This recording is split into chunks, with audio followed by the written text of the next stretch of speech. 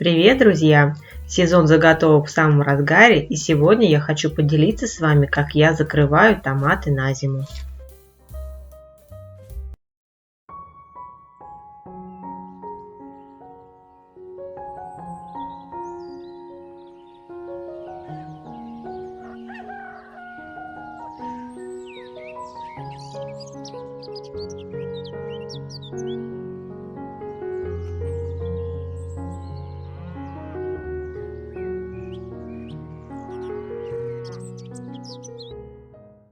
Итак, займемся томатами. Помидоры хорошо помыть, разрезать пополам. Совсем крупные экземпляры нарезаем на 4 части. Не забываем удалять плодоножки.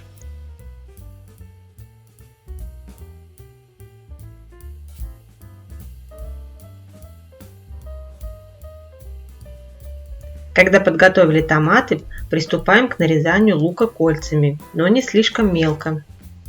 У меня лук среднего размера. В среднем на одну 1,5-литровую банку уходит около 2 средних луковиц. Затем хороший пучок петрушки измельчаем ножом, но не слишком мелко. Зелень важно просто порубить. При желании петрушку можно не измельчать, а закладывать в банки целыми веточками. Когда подготовили все ингредиенты, приступаем к заполнению баночек. В чистые подготовленные баночки раскладываем специи. В каждую баночку я кладу перец горошком от 10 до 15 горошин. Нарезаю небольшими слайсами подготовленный чеснок, 2-3 зубчика на одну банку. Затем в каждую баночку добавляем подготовленный лук и зелень петрушки, после чего будем заполнять баночку помидорами.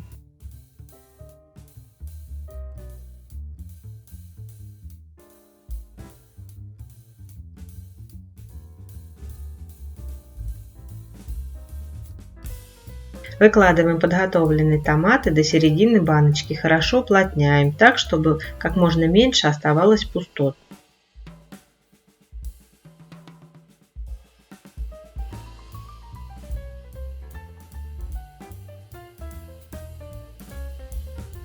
Затем закладываем в баночки лук, зелень петрушки, чеснок. В каждую баночку всыпаем по 2 столовые ложки сахарного песка, 2 чайные ложки соли без горки и докладываем помидоры доверху, до самого края банки.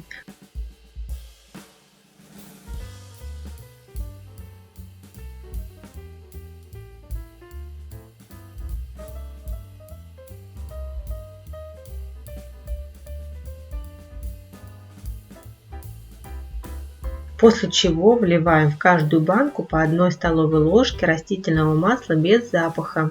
После того, как все баночки заполнены и все специи добавлены, заливаем наши томаты крутым кипятком и оставляем на столе на 10-15 минут прикрытыми крышками.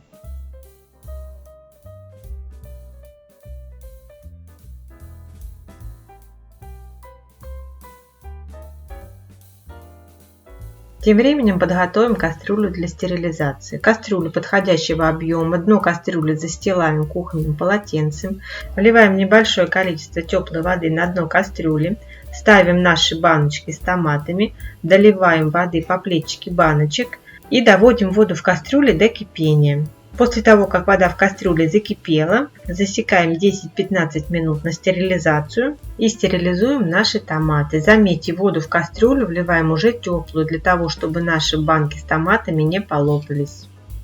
Прошло 15 минут, процесс стерилизации подошел к концу. Достаем наши банки с томатами из кастрюли. В каждую банку вливаем по 1 чайной ложке уксусной кислоты 70% и тут же закатываем крышки.